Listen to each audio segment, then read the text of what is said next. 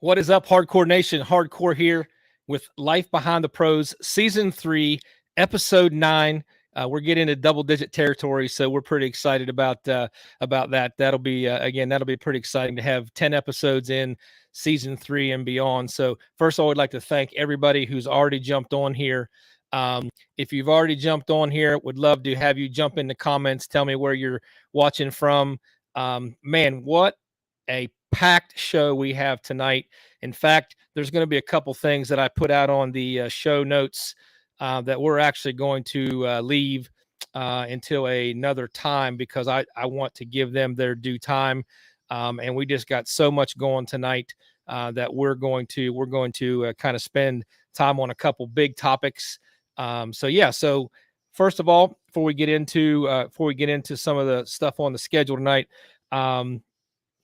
I just want to take a minute and tell everybody how much I've appreciated all of the just fantastic feedback and the positive comments and the encouragement and everything that we're getting from, not only the Life Behind the Pros show, but the stuff we're trying to do at the races and with the kids and for the kids and, for the East Coast series. I just want to take a minute and tell you that all that stuff really does matter, and it does help keep us going because I don't know if anybody's ever tried to do something like this, but it's a lot of work behind the scenes for this to be something that you can pull off and be successful, let alone where we're kind of gaining some momentum. And so you definitely want to say thanks to all the hardcore nation out there. Just when we started out, we were thrilled that we got like 75 views on our very first show. And we now at the last show, I think we just topped 700 views today. So that is super exciting for us. That means the word is getting out. Folks are finding us, even if they're not watching here on the live show. The follow-up watching later on is caught on, and we couldn't be happier. And we're super thankful for that opportunity. To be a part of what you guys choose to spend your time doing in the evenings and talk about quad racing. So with that being said, just a quick reminder that if you are not familiar with the new East Coast series, the Ronnie Paul Wilson and the Wilson family, their series, first of all, first class series. Can't say enough good things about what they're trying to do with their racing series, but also want to just make sure that if you're not a current parent of that knows about the East Coast series, I really want to encourage you to find out about it because that's the series that we're actually live streaming and commentating the micro ATV race and the youth ATV race. We've got 3 cameras set up. We're able to get different positions on the track. We're working with Ronnie Paul and his family in the scoring trailer to give you live updates on where the kids are in the races. And I'm really pleased with how much progress we've been able to make, considering none of us are really tech wizards. And we're just winging it. So I want to throw this up on here. Nathan Delabar, appreciate you, man. This gentleman sent us a very positive, encouraging comment this week about the live stream at the East Coast series last weekend. So it's not perfect, folks, but it is definitely, we're getting there. We're getting the hang of it, and we kind of are tweaking the technology as we go along. And I think by the end of the season, I think it's going to be a pretty good thing. So again, if you haven't checked that out yet, or you know people who have kids that race other series, please tell them about what kids can experience at the East Coast race, because not only can they be on the live stream, but if they make the podium in any class, not just the overall, any class, we have the top 3 up on the podium. We give those kids a chance to talk about their race experience and talk about the people that are supporting them and making racing possible for them. So definitely appreciate that. Also want to say shout out quickly to Steel City Poured Walls, who is teaming up with the Kenda Kids Podium, and they are giving a $100 gas gift card. $100 gas gift card. Right now, that's a pretty sweet deal for the overall micro and the overall youth ATV winner. So those are $200 gift cards going out from the youth and micro podium at the East Coast series. So you got an opportunity to win that too if you visit that series. So Craig Ostrich says, I enjoy watching after the race myself. So for example, there's a dad who's running around watching his kids and trying to make sure they're safe and doing well in the race. And the live stream allows him to go back later on afterwards and kind of watch what's going on, and kind of get to see what's going on out there. So appreciate that. Thank you, Craig. What else real quick? Definitely want to give a shout out to Split Lines Off-Road for having us on their show last week. We actually went to their studio and had an opportunity to be a part of their podcast and their live stream. So definitely thank those guys for having us on. And again, I told them we would have them on this show here in the future. Also want to say quickly, thanks to GNCC Live crew, Rodney Tomlin, Mikey Waynes, and everybody in the trailer there for having us at the last race and giving us the opportunity to be part of the calling the PM race live. And we've been actually asked to come back anytime that we can. So we're planning on continuing that work as well with them. So we're excited to get that opportunity and keep that going. Just a reminder also about the swag giveaway at the end. So don't forget, folks, all you got to do is make a comment in the chat, in the comments, and you're automatically entered into the swag giveaway. We got 7 entries already. So don't forget to make a comment so you can get a chance to win some of that stuff. Comment here, Jeff Hardy. Great what you're doing for the kids. Thank you, sir. Appreciate it very much. Hopefully the kids enjoy it too. And I did notice, real quick side note, that the micro podium, particularly at the last East Coast race, that's the most people I've ever seen at the kids podium at a local series event. Like it was impressive. We had people there cheering for the kids.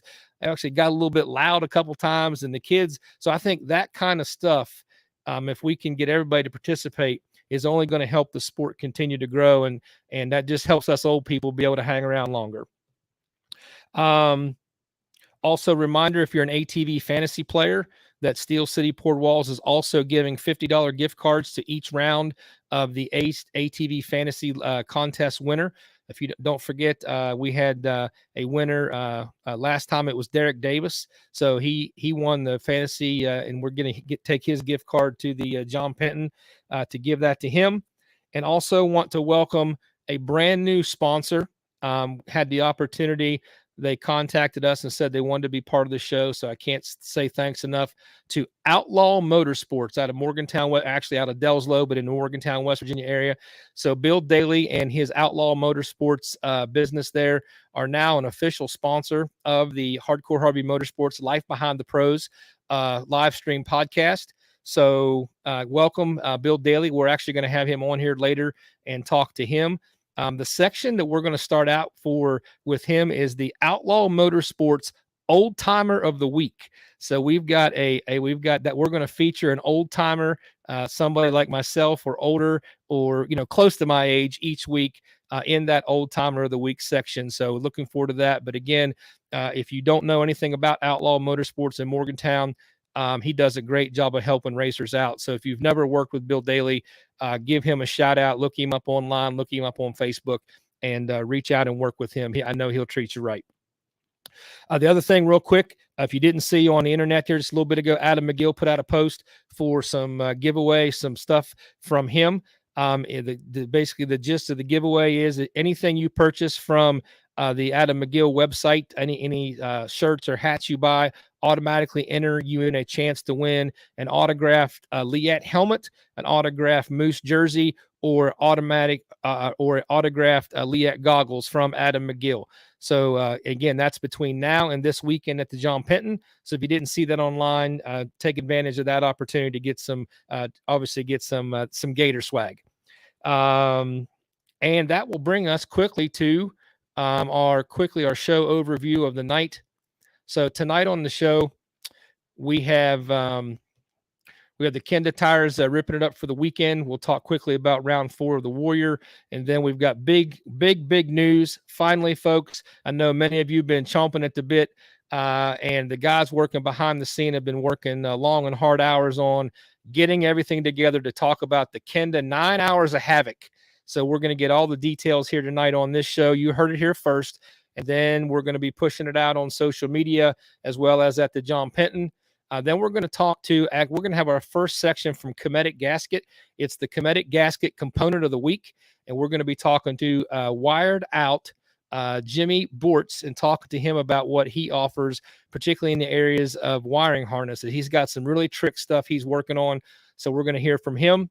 And then we've got some big news from the Custom Access All Smooth News event. We're going to have Jeff and Tracy Pickens on, as well as Nicole Wilhelm, to talk about the snowshoe Yamaha University. And then we'll get to the Outlaw Motorsports old timer section. And then we've got a special event, hopefully about 7:45, with the Steel City Poured Walls ATV Fantasy. And that is going to be a new challenge. That is going to be the Bottleneck Live team of Mikey Waynes and DQ versus the Life Behind the Pro team of Hunter Hart and myself, Hardcore. And we're going to pick our fantasy winners for the weekend and see who comes out on top. And then we'll wrap up the show tonight with our 9-2 goggles clear view look ahead, and then we'll give away some swag. So, guys, definitely appreciate you joining me here tonight. So, real quick, our Kenda ripping it up for the weekend at the round 4 of the Warrior. First of all, it was a beautiful day, other than it was a little hot. Got out there, and of course, we did the micro and the kids podium, and then we lined up for the adult race. And man, just like GNCC, Seth just trying to hurt us with the 5-lap races. So it went 5 laps, and again, all of us old guys were hanging on for dear life in lap 5. Went out, had a tough start, stalled the bike off the line, went in the woods dead last, made one pass on lap 1. I think we were in 7th on lap 1. We worked our way up to 5th, rode there for a couple laps, and then basically just outlasted the guy in 4th and made the pass on him a couple miles from the finish on lap 5, and brought it home. And man, no more got off the bike and just kind of laid on the ground for a little while because the heat kind of got us. And again, so we're still working our way back. But the guys in that class, man, now that Seth has added the senior A, the 40A class, super fast, man. You got Dave Machisco in there. You got Dave Naylor. Heck, Dave Naylor was almost the amateur overall from the 40A class. So those guys are super quick. And then Nick Lambruno ran another solid race in 3rd, myself in 4th, and then Mick Heister round out the top 5. So again, hats off to Seth, put out a great track. Except for that one section I've already talked to him about. That one section was pretty crappy. But other than that, Seth, it was a great track, man. It was 8.8 miles, and everybody had a great time. So, if you haven't been there, you need to check out an East Coast race. So, with that being said, we are going to jump on here, and we're going to welcome the man, the myth, the legend, NECXC trail boss, Seth Wilson, and our Kenda team leader, Drew Blackley, from Team Kenda and from Kenda Corporate. So he keeps moving up. He keeps moving up the ladder. He's going to run that place pretty soon. But welcome to both of you guys, man. Appreciate you guys being here. Thank you. Glad to be on. Yeah. All right. So Drew, so I'm going to start with you, man. We'll put you on the spot because I don't know whether this started before then, but my first experience talking about this was last year.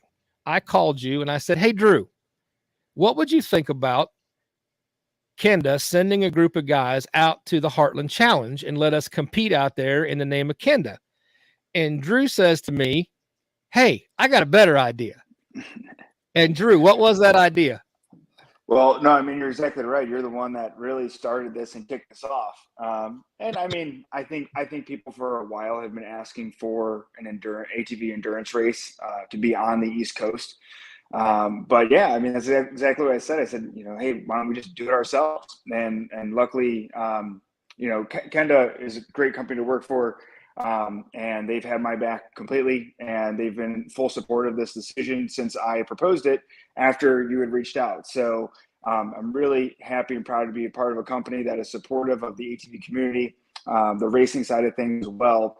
And ever since then, we've just gotten the ball rolling. And it's funny how it all worked out, because just about that same time, Ronnie and Seth had approached me in regards to the same thing, pretty much saying, hey, we want to do an endurance race. And I'm like, well, that's pretty good timing, because that idea just kind of came up. So yeah, one thing led to the next, and we're here, and it's finally working out. We have a great venue. We have a great group of people around us, some really good companies behind us in order to support it. And we're excited. We're we have a really nice date, I think, for it as well that works with a lot of people's schedules. So it's all coming together. So Seth, we're going to jump to you real quick before we throw up the graphic and give people some details. Also, folks that are watching, if you have any questions, once we kind of go through some of the overview of the Kenda event, both of these guys would love any questions you might have about the event. So throw them up in the comments. We'll bring them up on the screen. We'll talk here live about some of your questions and comments about the event. But Seth, before we do that, what made you and the Wilson family want to get involved or had been thinking about doing something like this? We've actually talked about it forever. And actually, a couple years ago, we put it on the schedule and we were going to do it. This is probably 5 years ago. And it wasn't looking good. And we ended up not having that event. And then we kind of just put it on the back burner for a while. And then whenever this deal came about, we were all in again, and we said that we were going to make it happen no matter what. So here we are. So you guys have been working behind the scenes. I know there's been a ton of meetings, ton of phone calls, and I'm going to throw up the graphic. So folks, here is where we are. This is the big rollout here tonight on Life Behind the Pros. It's the Kenda 9 Hours of Havoc. Team race going to be on July the 9th in Berlin, PA. We're going to let Drew and Seth talk a little bit about the venue and the location. But this is the graphic, and we're going to put it up after the show so everybody can get a better look at it, and you can check it out. Got classes on here. We've got the time that the gates open and the venue, the time of the races. There's going to be a 2.5-hour youth race, and then there's going to be a 9-hour adult ATV race starting at 11 o'clock. So that is going to put that venue starting at 11. And if my timing's correct, that means it's going to end at 8 p.m. that evening. So that's going to be quite the event. And so we're going to take this down real quick. All right. So Drew and Seth, tell us about the venue. So we got the date. We got the time out now. Cat's out of the bag. Tell us about where we're racing. The venue actually is a place that we raced already in the past with the regular race in Berlin. It's a very beautiful place up on top of the mountain, the beautiful windmills. It's actually XC2 Pro-Am Tanner Walker's house. So obviously it's a nice place. They're working on building a motocross track there. So that's a pretty cool little change up. And I mean, there's a few rocks there, but it's not really that bad for the area. So I think it's good. And it's flat. I mean, the topographically, it's a pretty flat place. So it's really not bad, I don't think. And I think that no matter what happens, no matter what the weather is, it's going to hold up. So for as long as we want to race, it'll hold up. So I think it's a good location for us to kick off this first one. So Drew, what's your comments on the venue and how did you kind of, how'd you get involved and where the venue was going to be and all that kind of stuff? Well, I mean, honestly, I left a lot of that up to the Wilson family. I know I wanted an event on the East Coast. That was pretty much my main point of concern. I just said, hey, Ohio, Pennsylvania, West Virginia, I'd be happy with any of those. And you look at the heart of ATV racing, and I think everyone will tell you that Indiana, Ohio, PA, obviously New York has an awesome following, and then obviously your West Virginia. My one requirement was just let's have it in somewhere in that area, and then I let the Wilson family go to work on that, and they found an awesome location. And like I said, I think the biggest concern is and with any event is your weather, and from what I heard, that property has a great base to it. So even with rainfall, it's going to have a base where it's not going to give out. It's not going to be too soft. I mean, you're racing for 9 hours. Like the ruts are going to form. So so that's definitely part of it. It's a really, from what I'm being told, it's a beautiful town. There's a lot of things to do when it comes to like lodging, for example. There's plenty of lodging. There's plenty to do in the area itself. So I think it's going to make for a great weekend of racing. And again, it's all about supporting the sport of ATV racing. So we're happy to be a part of it.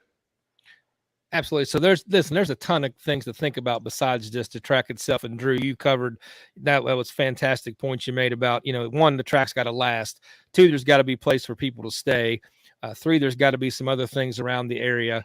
You know, and again, the weather being weather dependent, that sounds like this venue is going to allow this thing to be successful. You know, obviously we'll hope for beautiful weather and all that, but in the event we don't, it sounds like it's going to hold up. So just maybe in your conversations with the Walker family, are they excited to be getting to have this event on their property? What's their feeling about it? I've talked to Tanner a couple times, and he is extremely excited for it. I know he's pretty interested in trying to make a challenge section, something that's going to be, you know, very difficult, and a spectator point. And I really hope to get over there sometime soon and lay that out and plan out what we're going to do, and, you know, just get the ball rolling there, and make sure that the parking situation is good, and we're going to lay out the pits and everything. And you know, I think that they're definitely on board. Whenever I pitched it to them last year, they were all about it. So I mean, they're definitely a racing family. So I hope it all pans out. So this is probably way too early and way premature, so you guys can just laugh at me. But you got any idea on what kind of track you're looking at in terms of how long you'd like it to be in terms of for the race? Have you had any of those conversations? Yes. I've seen in the past where the Heartland Challenge, it's pretty short lap, you know, like 15 minutes, and they did like 40 laps, and I feel like you'd get dizzy after a while. So I definitely want it to be a little bit longer than that. I was hoping to keep it around 8 miles, like a 20-minute lap, so that, you know, you go do 3 laps and then there's your hour, and then you can switch off, or sure, to where it works out a little bit better. Sure. Any of the format in terms of will the quads be like in an impound area during the race? Have you guys thought about any of those type of details, or is that stuff that's still going to be worked out and coming out? We definitely want to have like a pit row of some kind. You know, we're definitely thinking it out, and, you know, whatever's the safest and best option. I think I have a pretty decent idea, but, you know, obviously when the time comes, we'll see what's the best option. Well, with that being said, too, I know, you know, idea that we're establishing as well as the transponder side of things, right? So in years prior, it would always be, hey, you know, get off the quad and change the transponder to the rider. The Wilson family has come up with the idea to pretty much have one transponder for the team, so that way there's no actual exchange and no one forgets. So in years past, that's been a complicated process. And the Wilson family have a pretty good solution to be able. Everyone has the same transponder, and then that way you're going to be able to just fly through. So I think that's an excellent idea. I'm all for that, as long as that we're able to make that happen. Absolutely. So I'm going to bring this graphic back up real quick. Just here, want to make sure we give this kind of its proper attention. So I just want to make everybody aware, if you didn't see in the fine printer, you couldn't read it on the graphic. Not only is this event going to be a huge event on the East Coast, this event, the payout for this event is something that Kenda and other sponsors, and mainly Kenda at this point, they've decided to put basically what money where their mouth is, basically. And this is going to be a $6,000 payout for the winning team. There's going to be $1,000 payout to the Ironman winner, someone who rides it by themselves the entire time, $1,000 payout to the women's XC, and then $1,000 payout to the 4x4 Pro. So if you guys, if you know people who may not see this or whatever, or, you know, I don't pay attention to Kenda stuff or whatever, we need to get the word out, because there's not too many quad events anymore that are putting this kind of money on the table as a payout. And I just want to give Drew, I want to give you a chance to respond to the thoughts behind that, and what Kenda's hoping. Yeah, and I mean, again, I think our intentions with this was just to be able to support the sport of ATV racing. It's a great community. It's a culture, and that's really what it's boiled down to for us. To be able to bring a race like this to the East Coast is phenomenal. I think it's great for the brand. I think it's great for ATV racing. So, you know, and ultimately too, I think the biggest part for me, and the reason why I'd love to be able to see it on the East Coast and why we're doing it, is the affordability side of things.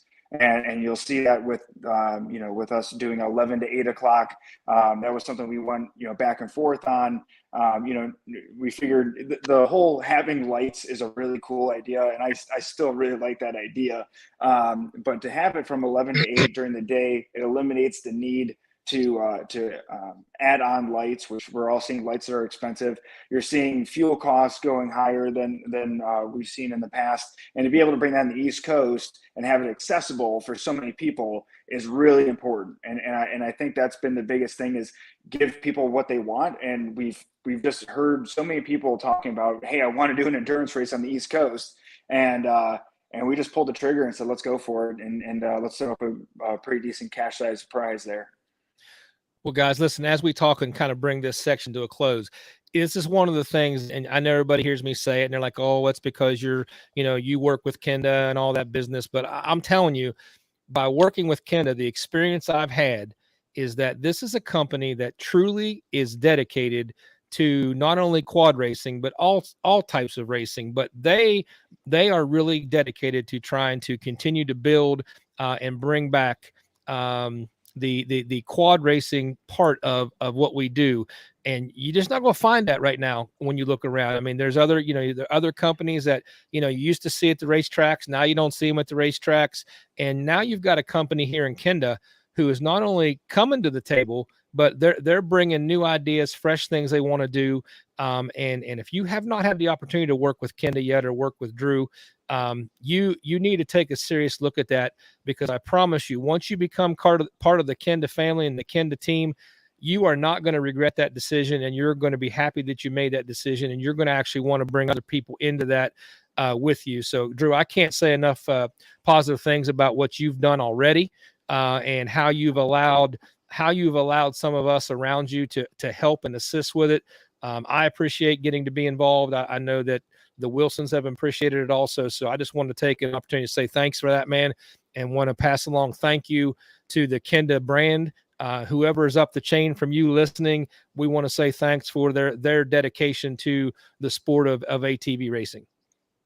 I appreciate that. That means a lot. And it wouldn't be possible without people like yourself, the Wilson family.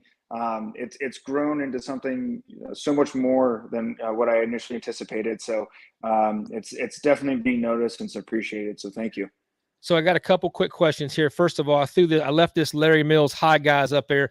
Hopefully Larry's still watching. So Larry Mills, just appreciate you watching, buddy, but definitely want to give you opportunity for DP Breaks to be a part of this event. So if you're out there, get in touch with Drew or get in touch with Seth or myself, and we'd love to see how we can make you part of it. And again, I'm assuming since the walker's involved, there's probably some involvement from 9-2 as well.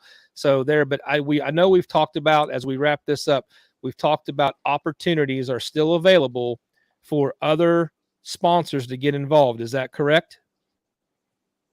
It is. Yeah. And I mean, I'm not, when I got into this, I wasn't expecting to receive anything additionally. This is something this was a brainchild between, I think us in general. So obviously more sponsors, the better. And I think it's going to be an excellent event, and I know it will be with the people that's involved, but ultimately, this is our undertaking. But yeah, anyone who'd like to join, absolutely. I think we're just looking for good people. That's all. So folks, if you're out there and folks, or you yourself might be interested, and you have a venue or you have your own business or you're part of quad racing in some way, again, any of the three guys you see here on the screen would be welcome to talk to you about opportunity to how to be involved with this event. Seth, as we wrap things up, but anything you want to say to kind of wrap up the rolling out of the big announcement of the Kenda 9 Hours of Havoc? I really don't know. I'm definitely really excited, and I'm really excited to get there and lay out a really good track. And I really want to focus on making it a really fun track so that, you and whoever you're battling against can go have some fun. And then whenever your buddy goes out, you can talk about it while you wait. So real quick, it's going to be three-person teams, or you can Ironman alone. I did have a question here from, of course, a big supporter, Craig Ostrich. No class for 11-year-old ? I know that he's got a young man that's that age that is super fast and can flat out ride. Seth, was this one of the things we were talking about before, or was this not the same thing? Not at the moment, but we can look into it. This is why we want to put everything out to see what feedback we can get back. But as of right now, we just need to see what kind of comments we get and go from there. Okay. Brian Poindexter says this is 9 hours. Is this a quad race only? And I nothing personal, but I love the answer to this question. You're damn right. It's a quad race only race, and it is a quad event. It's for quad guys, and nothing personal against the motorcycle guys, but there's a lot of events that they have that quads can't participate. So I'm not saying in the future it won't be more than that, but year one, it is a quad race only. Is that correct? Well, yeah, and if you want, a bike race, we do sponsor the Northeast 24-hour up in New York the following week. So there is that event for the bike guys. So I knew I'd get in trouble with Drew for that one. But Saturday is all quads. Yes, correct. Yeah. So Craig Ostrich has one more question. Does an Ironman rider have to use the same machine for the entire race, or can he change machines? Oh, he's going to need the same machine for the entire race. Okay. All right. So same machine. Travis Blanish says he can't wait. Larry Mills says thank you, Kenda and Drew. So Larry Mills is giving you some shout out there, Drew. And he also follows up and says, I'm in. So nice. Looks like DP Brakes will be joining us in some manner. So folks, after this, we're going to put this out on social media. Again, I told Drew I would have some paper flyers at John Penton this weekend to give out, just so people can. So if you're at John Penton, you see me, please come up. I'm going to try to carry them around my back pocket so I can just hand them out. If you come and say, hey, I want information on the Kenda 9 Hours of Havoc, we'll have it for you. And then real quickly, Drew, I know that just for Team Kenda, you had talked about that we might have some type of just kind of a team get together. Are we still trying to do that, or has that changed? Yeah, I'm going to be there. So I hope to see everyone. I know it's been a little while since I've been at the Nationals. So I think we're going to get together regardless. It seems like every time I bring the Kenda van somewhere, people kind of just end up gravitating to it. So we'll get together. And then I want to just put a reminder out there that I did put up a little bounty for 23 and 22 inch tires as well. So basically, if you win your class at John Penton next weekend, or this weekend, I should say, I'll give you a set of 23 and 22 inch tires for snowshoes. So that's the plan there. That's a great deal, man. And again, Drew, thanks for doing that, because that's one of those things we talked about that, man, it's nice to have that, but sometimes it's just not in the budget to, go out and have a big set of tires for some, might use it once or twice a year. So Exactly. that's an awesome opportunity. So guys, thank you for joining me, man. Thanks for giving us the opportunity to roll out the information on the Kenda 9 Hours of Havoc. Seth, thank you for all your work. Drew, thank you for all your work getting us this far. And we will continue to update folks on the show each week. If there's any new information, we'll keep feeding it out through this venue as well as others. And we will see you guys at John Penton. Oh, Seth, go ahead. And I just want to make sure that we include that there will be the youth race. And if anyone has any questions about that too, we're going to try and have a 2.5 hour youth race the morning of. Yes. And hopefully we can grow that into something that's pretty cool too. We didn't get to talk a lot about that, but all right. So guys, if you're out there, start getting your teams together. And again, we'll love to see everybody at John Penton. We'll see Drew this weekend. I'm sure we'll see Seth as well. Guys, thanks again for joining me, and we'll see you. We'll see you this weekend. Thanks, guys. Thanks for having me on. Thanks. All right, guys. So, man, how exciting! Dude, finally, it's like nuts, because it's been so hard to know little tidbits here and there, but not have all the information and not be able to kind of tell everybody what's going to happen. But now things are finalized. It's in the books. One last time before we move on. Here is, if you're just joining us, here's the flyer. The Kenda 9 Hours of Havoc team race, July the 9th in Berlin, PA at the Tanner Walker Ranch. There's going to be a 2.5 hour youth race. Then there's going to be a 9 hour adult team race from 11 a.m. to 8 p.m. There's a bunch of classes. And if you didn't hear me the first time, it's a $6,000 payout to the winning pro team. There's $1,000 payout to the Ironman winner, $1,000 payout to the women's XC winner, and $1,000 payout to the 4x4 pro winner. So there, right there, folks, there is $9,000 right there in purse money up for grabs at the Ken to 9 Hours of Havoc. So again, I'll have these flyers with me this weekend at the John Penton. Come see me. Love to get, so let's get the excitement going about this. This is a great opportunity for quad racers, and absolutely, this is something we don't have to share with motorcycles. So that's pretty cool also. All right. So up next, we're going to have our first episode of our Comedic Gasket component of the week. We are with Wired Out's Jimmy Bortz. And Jimmy, I'm sorry, brother, but I found this graphic on the internet. I don't know where this is from, brother, but it's you holding some kind of championship trophy. And I read some of the captions, and I'm going to let you tell us the story behind this. But here is Jimmy Bortz, ladies and gentlemen. So, Jimmy, thanks for being with us, buddy. Oh, I don't know where you found that at. Dude, I found it on your Facebook page. I think that was from my buddy Jude Joseph. He made that for my birthday. I think that was actually a picture of Bill Balance or something. I don't know. I can't remember. That was a while back. I'd have to hit him up about that. So they photoshopped your head on Bill Balance holding up the overall ATV championship trophy. That might have been what it was. All right. So listen, Jimmy, thank you very much for taking time out of your evening to be with us here. This is a new section of the show where we want to kind of promote different components and things that racers maybe either do or don't know about. You're with Wired Out. So just tell us a little bit about what Wired Out is, how you kind of got started, and give us a quick background on your company. Probably do it quick enough because I could go on and on about it, but my first year of racing, I think I was 40 years old. My stepson, Joe Yerkison, he drags me out and he says, "Hey, come on, we're going to go racing." I was like, okay. So I go out and I sign up for vet class. So I'm thinking that's my age bracket. I'm going to show up. I'm going to be a badass. I'm going to do my thing. So I get there and I'm like looking around. I'm on a stock quad. And I'm looking at all these other guys. They're like seasoned pros. Their quads are all built. And I'm like, what the hell's going on here? So fast forward, I make it through a season. I did pretty good. I think I ended up somewhere in the middle of the pack. And I mean, that was a pretty fast class. I think at the time for A-Works, I was like second row. And that was my first year of racing. And I was like, whew.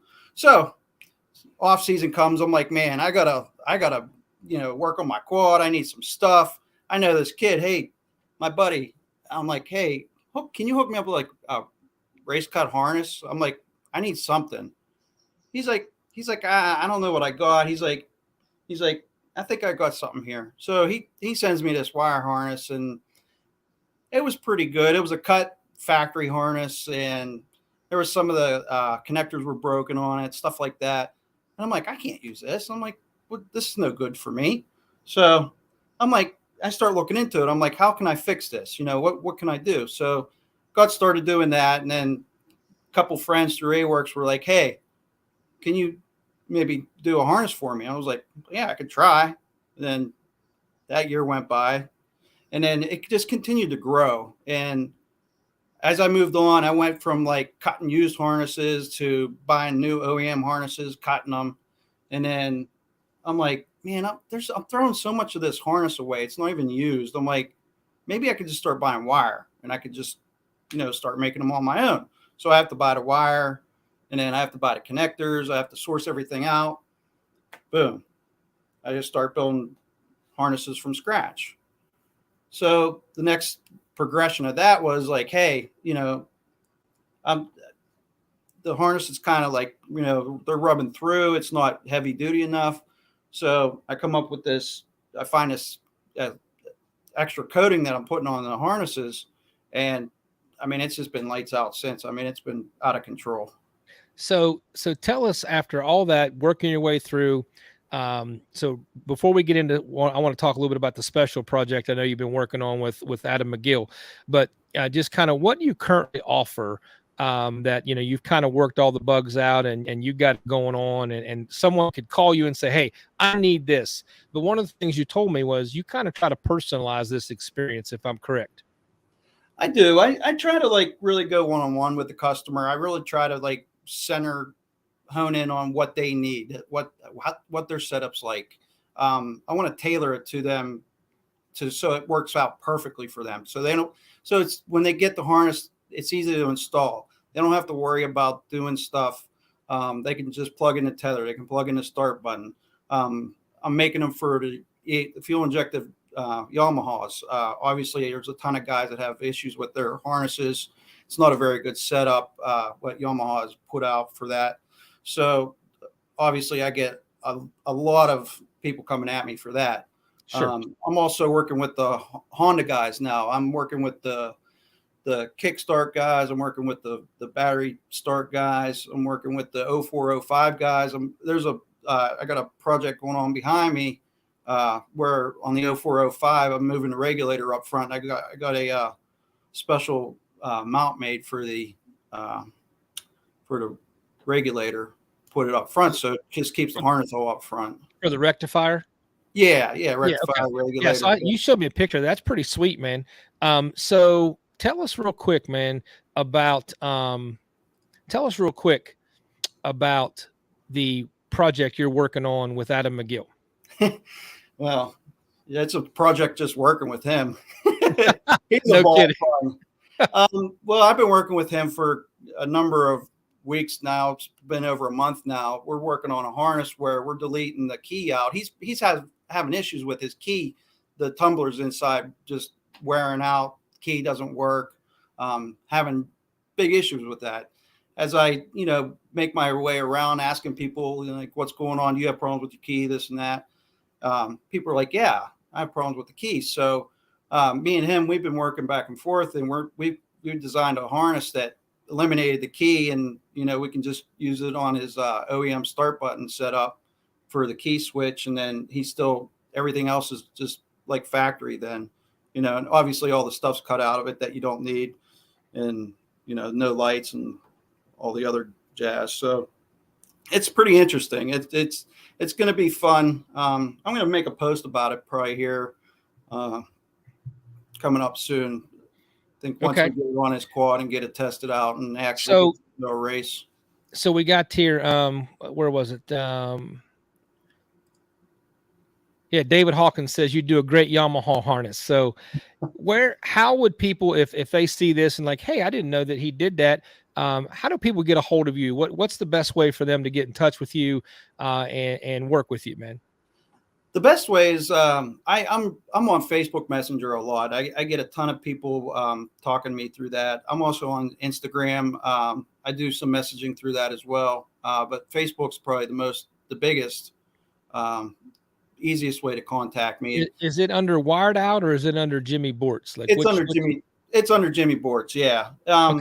You'll see me. I think my profile picture has my dad's 57 Chevy on my profile picture. So, I mean, if you see a pretty cool 57, that's me. Yes, I saw it. It is actually, it's sweet, man. So man, so again, not to put you on the spot, but like, I say, hey, Jimmy, I'd like a wiring harness. This is what I want. Like what kind of turnaround time are guys looking at working with you on getting their product and getting, that, because sometimes that's an interesting part of working in a project like this. It is, for sure. I mean, I've had to overcome a lot of things, and like, starting out of the gates when I really wanted to make something of this, I'm like, yeah, I got this, and then like 1,000 messages come along and they're like, hey, I need a harness, and I'm like, well, I'm not going to be able to go through it and do all that. So then the next year comes by and I'm like, how can I make that a little bit better? So then something came up and I was like, so it didn't work out where maybe I had to put too much time into the family restaurant, and I couldn't put as much time into the wire harnessing as I thought I was going to be able to. And then this year, this has been the big year for me, because I really went through and redesigned the Honda harnesses so they fit. Like, I mean, they'll just lay onto the quad and they think about it. So I've gotten to see that personally, and I can attest, guys, if you haven't seen what he does the fit and finish of these wiring harnesses is second to none. I mean, they are tight. I mean, dude, the hats off to what you're doing, man. Thank you. It's been a lot. It's been a lot of work to get it to this point. And even with the Yamaha one, like I come from Yamahas. I rode them. I raced them. I'm still, I had to do testing on it. Like I had a couple guys that are like, hey, I have something going on with my harness. Like, and I had to like shut down and like be like, okay, I got to make sure I'm doing what I'm doing is right. I'm going back. I'm doing testing. I'm doing, just making sure that things are good. And like I said, the main thing is like, I really want it to be good for that person. I really want it to hold up. And that's where that special coating came in, where, I mean, I got a couple guys on Pro Line. They run the harness. And I'm like, hey, how's the harness going for you? He's like, I'll tell you what, I take it off. I washed it a couple times. It looks like it's brand new. And to me, that's what I'm shooting for. And that's what I want everybody to shoot for, whether you're the weekend warrior or, you're sitting on the first two lines at GNCC. Like it's one of those components where you don't maybe think a lot about it, but it sure can leave you stranded if something goes wrong. Exactly. Yeah. I mean, that's the last thing somebody wants to think about, because there's a lot of people that are just really scared about it. They're like, oh my God, the wire harness. Like, I don't know anything about wiring. And then there's other guys that they won't even do a cut harness. I run an OEM harness. I run it for X amount of races. I take it off. I throw it away. I put a brand new one on. I don't have to think about anything. Right. So, I mean, there's a lot of different mindsets when it comes to it. And when somebody comes to me and wants a wire harness and they're like, hey, what do you need? I'm like, I don't need anything. I need some pictures of how your setup is. I want to make it fit exactly to your needs. And sure. It usually works right here, out. You got Brandon Rogers saying, hey, I'm still wanting to get a harness from Jimmy. So you might already be working with Brandon, but he's definitely interested. We got another person here saying, need more stuff for UTVs, Jimmy. So I'm going to have to clone myself, I think, for that. Well, dude, listen. So your product is sick. It's really nice stuff, top quality, guys. If you haven't seen one of these harnesses, you need to find out somebody that's worked with Jimmy so you can see it firsthand. Again, I can't tell you, you are going to be blown away by the finish. There's no slop in the harness. Everything lines up perfect, plugs in perfect. I mean, it is top quality product. So, dude, I appreciate you taking some time to jump on here with us. I appreciate it. Appreciate what you're doing for the ATV world. And guys, look Jimmy up if you're interested, or you got a harness, or even if you got a harness question, he might be able to work with you and do something with you to help you, help you get going. So again, look him up, guys. Jimmy Bort's on Facebook. It's Wired Out. Jimmy, appreciate you being here tonight, buddy. Hey, appreciate it, man. Thank you so much. Thanks, brother. All right, guys, Jimmy Bort's from Wired Out. So I'm going to jump on here real quick. So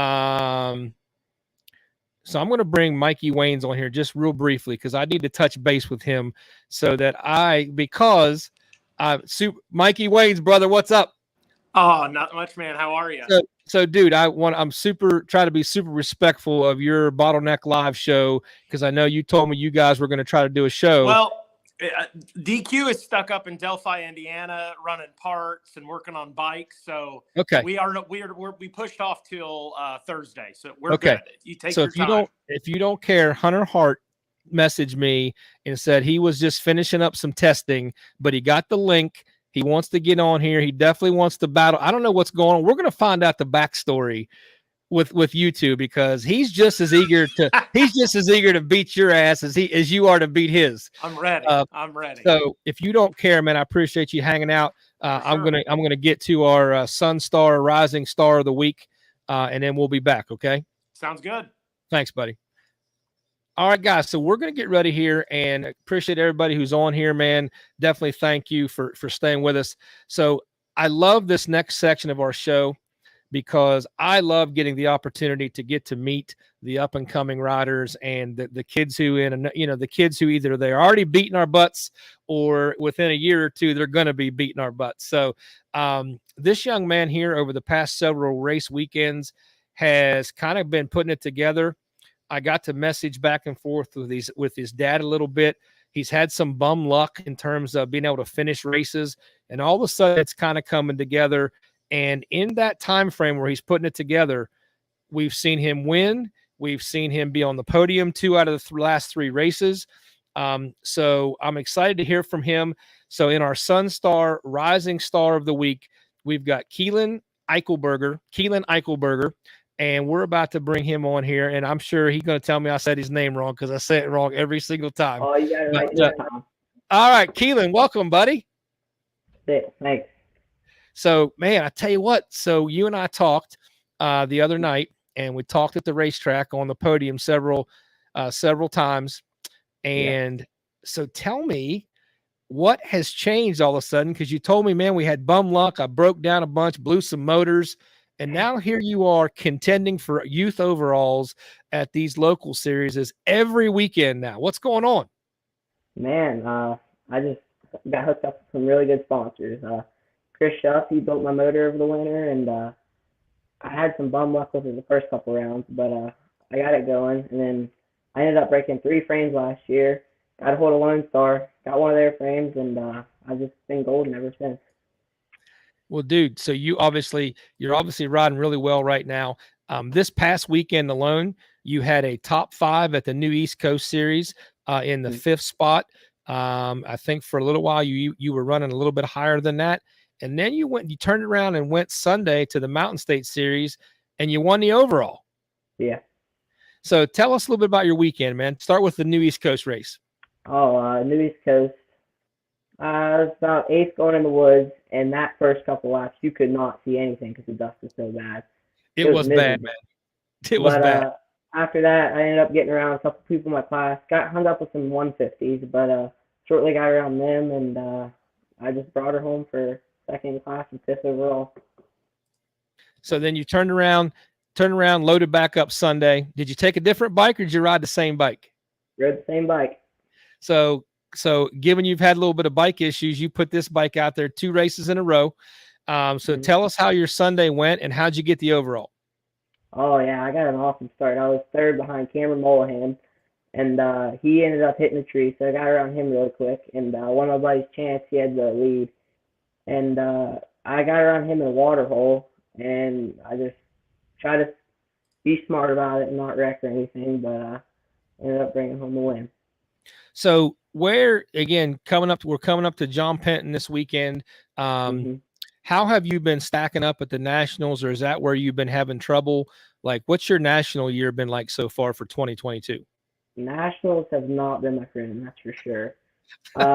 Hey, just blame Mikey. Just blame Mikey Waynes. Oh yeah, Mikey, what the heck?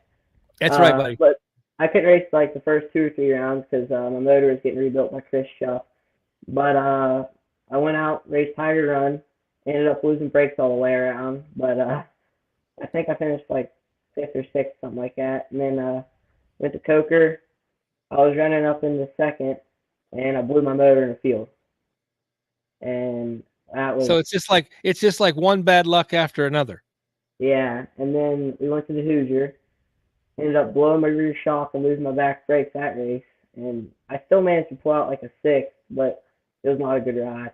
So what do you think what do you think? Are you riding different at the Nationals? Are you pushing harder? Do you feel like that's part of your issue, or you just dumb luck? I think I'm just pushing harder at the Nationals, trying to keep up with faster kids, and I'm just riding so hard my bike can't handle it. But I don't know. So you've put together, like I said, 2 or 3 great weekends. That's why you're our Sunstar Rising Star of the Week. So how are you feeling about going into Penton now? You're riding some momentum off the locals. What kind of projection you giving us for this weekend? I think I'm gonna have some good luck this weekend. Really feeling good. Feeling good about it. Just feeling it, yeah. You and Dad got the bike prepped and ready to go, or are you still working on it? Oh, we got her prepped. She's washed. She's in the garage. She's done. She's ready to go, huh? Yep. All right, man. So listen, I want to tell you thank you very much. I know that we got you on the show. We're excited to see what the future brings for you at the National, not only this weekend. I'm excited to see what you keep doing at the local races, because I remember when we did our first live stream, you were not a name that I was familiar with at the time. and you Yeah. come in, you're second or third overall, and I'm like, who is this guy? Who is this kid? So they pointed me to where you were when you come over, and you gave a great interview. So then I started paying attention, and man, I've been super impressed with not only you as a rider, but I've been impressed with the young man that I see that you be at the track and how you interact and your interviews. You're top. You do a great job with your interviews. So I definitely appreciate you being a positive young man in the sport, and definitely want to encourage you to keep that up. And we want to wish you a bunch of luck this weekend. But before we let you go, who are the people that help you to get where you are today, buddy? Oh man, I got a pretty big list. But first off, my mom and dad. Without them, nothing would be possible. Jeff Hardy, he turns wrenches with the bike. He gets ready to go every weekend. Chris Navalis, also Scott Dearborn. He usually takes my bike to the nationals, make sure I'm ready to go. Hoodrat Racing, Ladon Racing, Louis Bargain Warehouse, Navalis Racing, Shops Off Road, Slick Products, Liette, Twin Air, Rhino Power, Third Event Racing, ODI, GoPro, ASV, Alba, and Lonestar. So just, I can't remember if I've asked you this, and if I have, and I don't mean to put you on the spot, but are you a Kenda rider? Nope. Not yet, huh? I want to be one, but Okay, you want to be a Kenda rider, is that correct? yeah, I run Kenda tires, but Okay, all right. So here's what we're going to do. Okay, so are you willing to be a team Kenda guy? heck yeah, I am. Okay, all right. So I'm going to give you a set of tires. So for coming on the show and your hard work over the past several weeks, I'm going to get with your dad and we're going to hook you up with a set of tires. So after we get back from Penton, we'll figure out how to get them to you, and we'll get you on, and I'll get you some Kenda graphics and some Kenda swag. And I'd like you to be officially part of Team Kenda moving forward. That would be awesome. All right, buddy. Well, welcome aboard. So, ladies and gentlemen, your newest Team Kenda rider right here. We're going to work with him to help him continue this season moving forward. Again, thanks for spending some time with us, buddy, and good luck this weekend. We'll see you at the track, man. Yeah, thank you. I'll see you there. I will see you, man. All right, so great interview right there. Great interview right there. Here we go. So Jeff Hardy, hey, Drew, Keelan needs to be a Kenda rider. So, yeah, I think we're going to try to take care of that. So here, congratulations from Tara. I think it's Coates. So, again, folks, can't say enough positive things about the young people. So I'm going to bring Mikey back on real quick. So, Mikey, great young man right there. Had some bum luck at the Nationals, but are you familiar with him? Familiar with the name. I think that's the first time I've actually seen him. And well, it's the first time I've seen him not in riding gear. Let's put it that way. I see all those guys after the race, but then when they don't have riding gear on, they look different. So, absolutely. Yeah. Absolutely. So real quick. So tell us what you've been up to here while we're going to see if we can get a couple other guests on here, but Bottleneck Live was supposed to be tonight. DQ's busy. So yeah, you're going to go tomorrow night? He is elbow deep in grease and God knows what, working on bikes. So Thursday night. Okay. Tomorrow night, I will be on Split Line off-road. Oh, you're going to go? Yeah, I'll be on that one. So, dude, I tell you what, I got to go on that show last week, and those guys, that was a cool experience. Yeah. They've got their stuff together, and they do a great job also. So I'm excited to hear you're going to go on there as well, man. Yeah, it'll be good. It'll be good. I like those guys. Yeah. So the difference is you're not making the trip to their studio. I went in studio. Oh yeah. That I'm a little jealous of. I need to make that happen. So you got to see the bear they got in the corner, man. I mean, I've seen it on camera. Yeah. I got to up my game. All I have is ZZ Top. So listen, so this weekend, are we going to be able to hook back up for the afternoon race, or are you going to be there? Are you going to be commentating? Yeah. I'll be there. Obviously, Rodney will be back.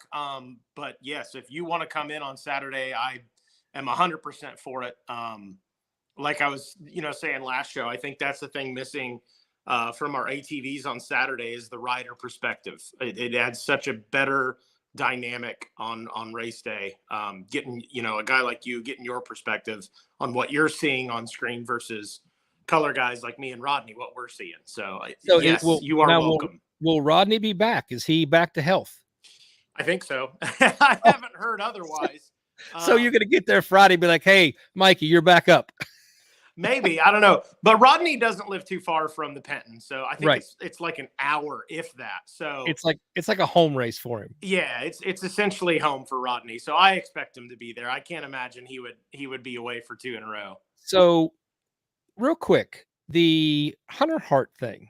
So before he stumbles his way on here, what is the deal? Like, he was like, oh yeah. And I said, well, what do you want the wager to be? Like, it almost like he had already had it typed in his phone before I even got through with the question. Like, it was instant. He wants you to have to hashtag what? I love Hunter Hart, or Hunter Hart's the greatest, or Hunter Hart's biggest fan, or something. Hunter like that. Hart's biggest fan. Yeah. So what's up with that? So it's so funny because my first year was 2017. That was when I think Hunter was like on a tear in the XC2. And it was like, he's winning every single race. So I got real close with him. Like, man, this kid he's fun on the podium, and he goes out and he races 2 hours, and he's on the podium, and he's, Hunter Hart, and he's this, and then 100 miles an hour. And I'm like, God, this kid is great. This is like what our sport needs. We need this kind of excitement. So I've always had like a special place in my heart for Hunter, and, the success he was having last year. We started teasing each other because it goes back to the beginning of last year when he got a podium. And the following race, Rodney and I do our like pre-show build up of what to expect out of today's race, which is basically us just, fluff time to BS, So I tried to create some drama. I said, was Hunter Hart a fluke? Was that podium finish a fluke? We'll find out today. Well, he didn't make the podium. And then it was maybe a race or two. He finally gets back on the box, off air, not on TV, not on broadcast, but Hunter gets in my face all stern, and he goes, I told you I wasn't. I don't know if he cursed or not, but he's like, I told you I wasn't a fluke. And I was just like, I'd completely forgotten about it at that point. But when he said that, I was like, yeah, I guess I did say that. I'm like, but you got to realize, we got to create some drama. But now it's almost this running thing of if I give him praise before a race and he doesn't do well, I'm like, okay, clearly I just need to talk shit about you. And that lights a fire under your butt and you're ready to roll. Yeah. So like when I had him on the show a couple weeks ago, it was almost like he wouldn't like do an interview with you anymore. Like it was like one of his it was like one of his superstitions. Yeah. His mom. He's like, no Mikey wait, no Mikey waits. Mama Hart will legit, and I respect it. I'm all for it. I'm like, okay, I get it. I will buy into the superstition. I'm with you. But on race day, when I go to do pit reporting, Mom like avoids me. And Hunter told me, he's like, she feels like when you go to talk to somebody, they have a mechanical or a crash or something. So she's like, I'm out. And I'm like, well, you realize that I'm getting radio. And she's like, no. She's like, no. She's like, don't even talk. Yeah. But I'm like, you realize I'm getting radio chatter of, hey, rider XYZ is broken down, go to his pit. I'm like, so that's why I show up there, is because I've already gotten word from the track crew. So it's not, it's not me. I promise. I'm not the one causing people to break down. I promise. So we got Hunter here. So it might be we might just be able to hear him. We might not be able to see him. So let's see if he's here. I'm here, boys. I am here. There he is, the voice of Hunter Hart. Too scared to show your face, I see. Too scared. Mikey Wayne says you're too scared to show your face. Well, some of us have to work late, unlike you two. Oh, okay. We all can't be at schools writing kids up or selling pencils online to large companies. That's it. Well, listen, last time I talked to you, you were just chilling in your out in your shed, and like I got word that there was a run on shed sales after you did the interview. Everybody went out and bought a shed. Well, I hope so. I mean, that was prime marketing. I mean, anybody should take note to what was said, how to sell a product there. I had the key demographic, and I had the key product that everybody needed.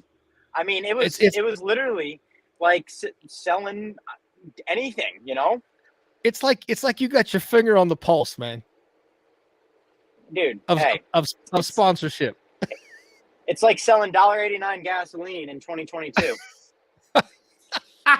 Hey, so can you see us even though we can't see you?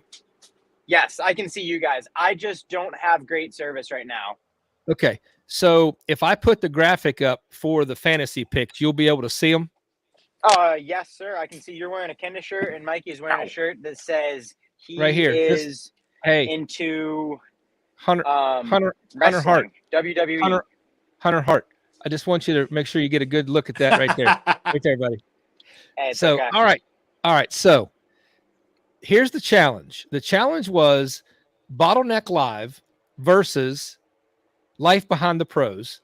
And I picked you to be on my team, Hunter. And DQ was supposed to be on Mikey Wayne's team, but something about he had to turn wrenches or sell pencils. I don't know which one it was. But so hey, see, he had to work late too. He had to work late too. Hey, he's a working man also. it's a life That's of what glamour. it sounds like. All right. So here, listen. I've been in a motorcycle dealership. It's not all glitz and glamour. All right. So Scotty Wilhelm says, I'm a little nervous. I'm a little nervous for Hunter to be back on the show because last time he was on the show, I bought 3 sheds. Oh, good. All right, perfect. My commission check should be showing up then next week. Perfect. That's right. Just send him a message that says, "Where's my commission check?" All right. So this is a hashtag challenge. This is a hashtag challenge that if we beat Bottleneck Live, Hunter, what is it they have to hashtag until the next national on all their posts? Uh-oh. He's too scared to say it. He's running. All right, so Mikey Waynes, we'll go to you and see if Hunter's back. If you beat us, what is it we have to hashtag on all of our posts between the John Penton and what's next? What's next? Mason Dixon? It'd be Mason Dixon, yeah. Yeah, between Mason and Mason Dixon. That's 2 long weeks, man. Boy, I gotta come up with something. And I post a lot, so this could be bad. I know, and we don't post enough, so you guys are gonna have to pick up. Hey, if we lose the bet, we'll pick it up. You got to pick up your post. Are you boys back? Yeah, we're back. Still here. All right. So Hunter, what is it that Mikey and DQ have to post on all their social media if we beat them? Hold on. All right, I'm back, boys. I am back. Okay. Did you hear the question? You're not back. Wait, maybe I'm back. He's not back. Now you're back. We're back. Are you in this? All right. What's that? What do we got? What does he have to hashtag if we beat them? Oh, if we beat him, he has to hashtag I'm Hunter Hart's biggest fan. On all social media between Penton and Mason Dixon. Yep. Boy. Okay. All right. And so Mikey, what do we have? If they beat us, yeah, let's hear what Mikey's got. Yeah, what do you got, Mikey? Man, I come up with something on the spot. I thought you already had something. Well, I mean, I guess do the exact same thing. Like I'm Mikey Wayne's biggest fan, but that's cheesy. I don't have fans. Let's go with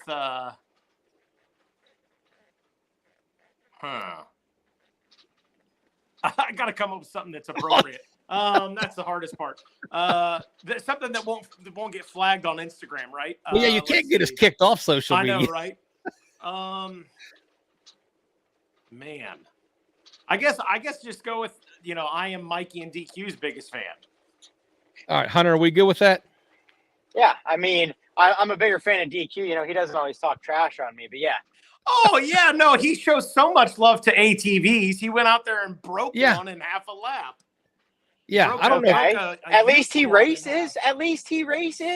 Yeah, Mike. I haven't seen you out there. You just wait a minute, Hunter. Air conditioned. Dude, Hunter. He just sits in his air conditioned booth and just talks all this smack all the time. Hunter, what if we beat them? Mikey Waynes has to race my backup bike at a race. Oh Lord. Oh Lord. That's way better. I like that way more. Can I start in a local first? No, we're throwing you into the sea. Just throw.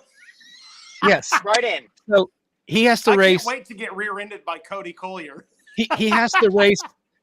He has to race the morning race. Where? At Mason-Dixon? Can I sign up for Trail Rider Youth? No. Damn it. They'd still put circles around me. Do we have a deal? Yeah, I think that's a great deal. All right. Hang on. Okay, folks, listen. You heard it. So here's the deal. If Hunter and I beat Mikey Waynes and DQ in fantasy this week, then Mikey Waynes has to race my backup bike at the Mason-Dixon. Deal. I hope you were ready to get that thing fixed. All right, here we go. Deal. So I'm going to throw. Okay, Hunter, you good? You say you can see, right? Yes, I can. I hope I don't lose service again.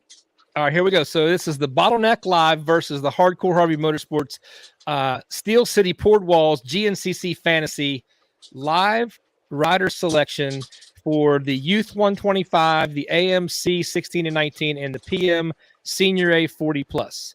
So I'm gonna bring the first. All right, here we go. So here's the first class. Here's the first class. It is Youth 125 8 to 12. So in honor of that, I'm the oldest and it's my show. I get first. But I'm pick. the guest. Yeah, but so am I. We can't even see you. We're in the dark. I'm in the cave. All right. So again, anybody can pick anybody. You're picking the top three. You're picking where you think they're going to finish, and you get points based on one if they're on the podium, and then you get more points if you pick them in the right spot, 1, 2, or 3. Okay. All right. Does that make sense? Yep. I'm ready. All right. So I am going to go with my first pick. I'm going out on a limb. I'm going to go out. I'm going in the number 1 spot. I'm going with my local boy, Jackson Ostrich, to win this weekend at the Penton. So who's up next? Mikey? I'll take next. I'll go with oh boy.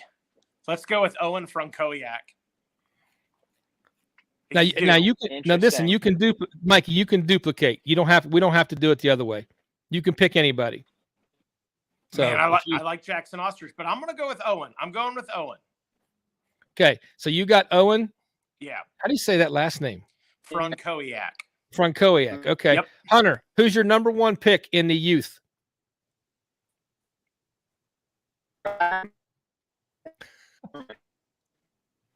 His voice sounds like Peter Frampton's guitar.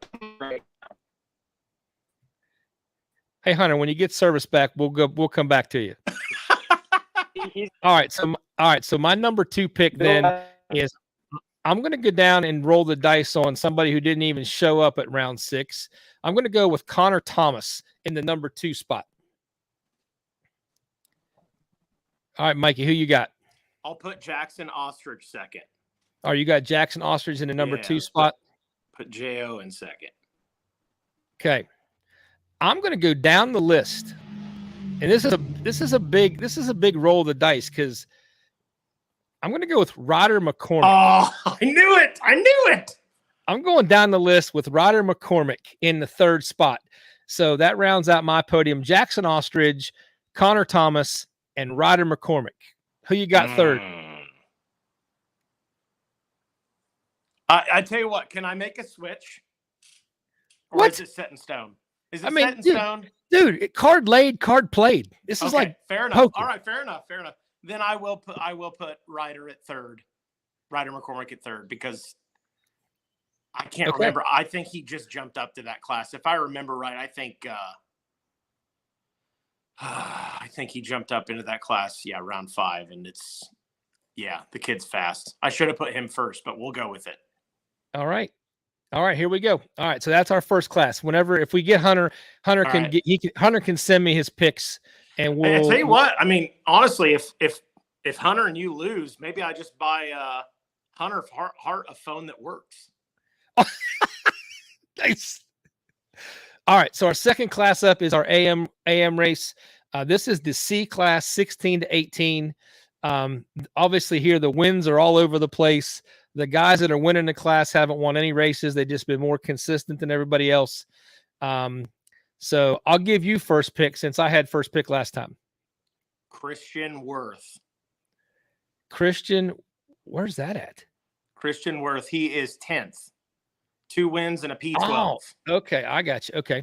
All right. I'm going to go with the young man who came out swinging in 2022. I'm going with the Laterian LJ Horton. So LJ, I got as my number 1 pick. Who's your number 2 guy? Man, you got to wonder if Keegan Taylor will even show up. Hey, dude, that's part of the risk. Oh, I know, that's but scary. Like when he's there, he's pretty damn good. Right. Let's go Aiden Aliff. Okay. All right. Well, since this is kind of a big deal and you're racing my bike, I got to try to win. I'm going to go with Tate Long. I'm going to go with Tate Long in the number 2 spot. He's been consistent in the top 5, one outside the top 5, but he's missed a couple races. Mm-hmm. Who you got? Let's go. I'll do a gamble too. I'll go Keegan Taylor and just pray that kid shows up to race. Nice. All right. So in the 3rd spot, I'm going to go another wild card, possibly. I'm going to go with Jackson Lutz. Mainly because he's on a Honda. Yeah, I see that. Who you got in your 3rd spot? Let's go.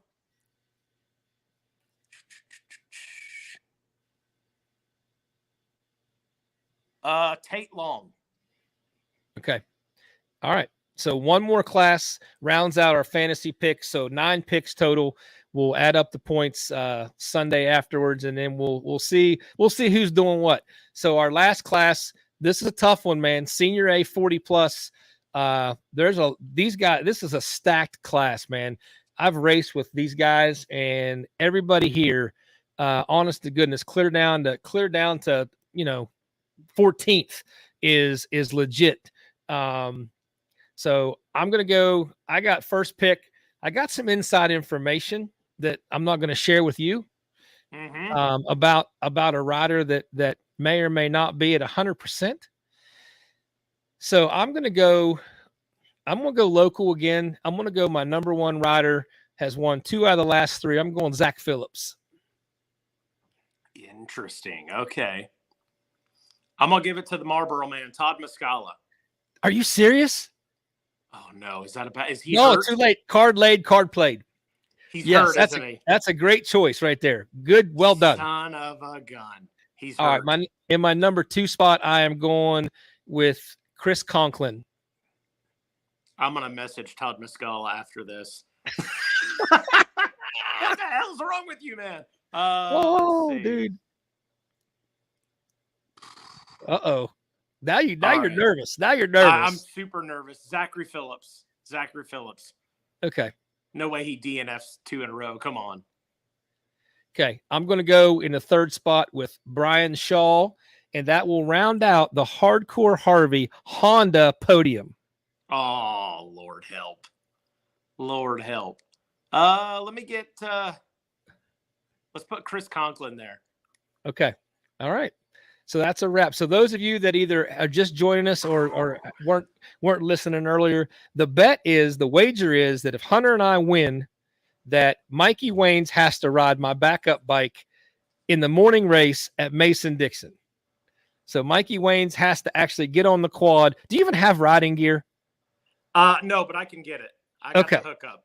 Hookup. All right. So Mikey Waynes could be on a quad at the Mason-Dixon. And if we lose, what is it? You haven't told us what we got to do yet. Just say that Mikey Waynes is the greatest. Mikey Waynes is the greatest. No, I got to up the ante somehow, but I got to do some thinking on this. All right. How about this? You let me know. Okay. In fairness, before the races start Saturday. Sure. And then we can put out what the wager is. I'm in. I'm good All with right. that. Hey, do you care to hang around for a minute? I'm in. Let's do it. All right. So I'm going to bring on here. I'm going to bring on the Pickenses, Jeff and Tracy. Okay. And I'm going to bring on Nikki Wilhelm. And the reason I want you to hang around is because we're going to be talking about, in this next section, we're going to be talking about the Custom Axis Smooth News of the Week. And this is, and again, I know I'm a Honda guy. I know I talk about all this all the time, blah, blah, blah. But I've kind of learned a little bit about this. And this is the kind of thing that I don't care about the brand and all that business. I really can get behind when I heard some of the details. Nikki was telling me about some of the things that Yamaha is doing related to this, and asked if Jeff and Tracy would get on here and give us some of the details about this opportunity for not just kids. I get really, it's for anybody. So we're going to bring them on.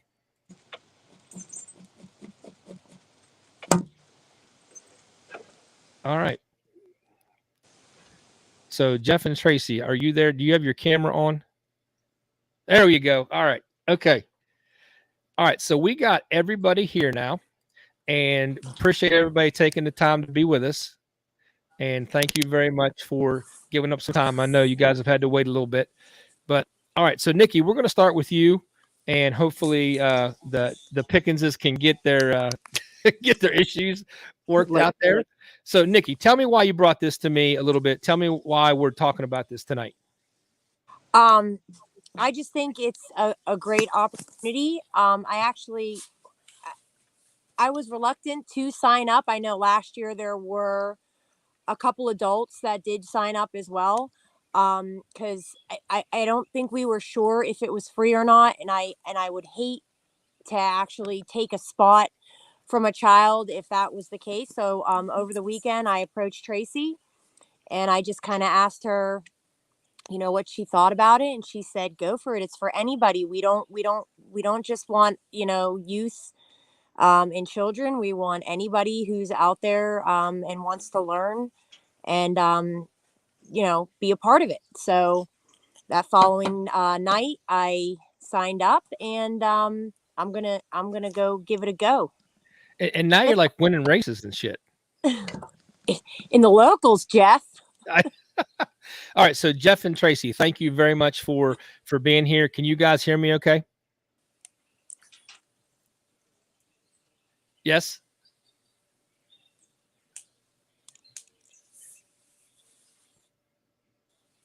All right. If you guys can hear me. We can hear you. Okay. All right. Okay. So go ahead and tell us a little bit about what is all involved in Yamaha. Yes, we can now. So tell us a little bit about what's all involved in Yamaha University, and how people can get involved and what's different. Can you hear us? Yes. We got you. You good? So basically, you go to the GNCC Racing website to sign up. Can you hear me? Yes. Yes. Very delayed. It's really delayed. So you listen, go ahead and tell us about it. Tell us how people get involved, and we won't worry about the delay. All right. Should we reconnect?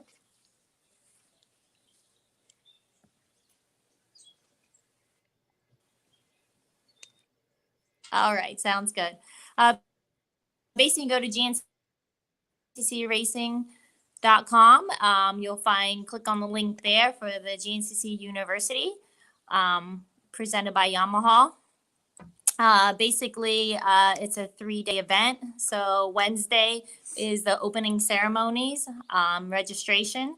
The next day, Thursday, we start pretty early. We do a breakfast, a morning session, a lunch, an afternoon session, and then we usually have a meet and greet and get to talk about, nutrition, mental preparation, and any mechanical questions that parents might have or students might have. And after that, we come back Friday morning again and we have breakfast, do another morning session.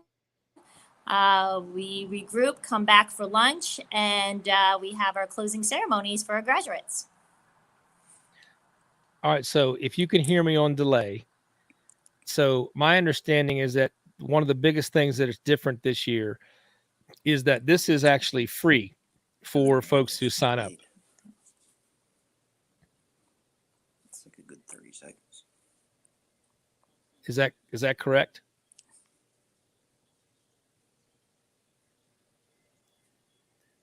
Nikki. Yes. So go ahead and fill in. So is that Yes, the program is free this year. Okay. What that includes is your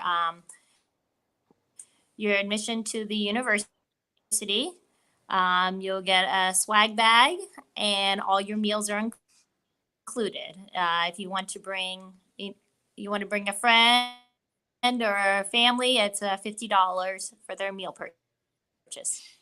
Okay, so sounds like just for the participant, everything's paid for. It's for free. The registration's free. Your meals are free. If you bring somebody with you, then there is an additional cost for them for their meals. So, Nikki, is that kind of what you're understanding? Yes, and I did have some parents message me. I don't know if they couldn't get a hold of someone or what, but they messaged me. I know Matt Mittner, his son, is going to be attending, and messaged me and kind of asked me.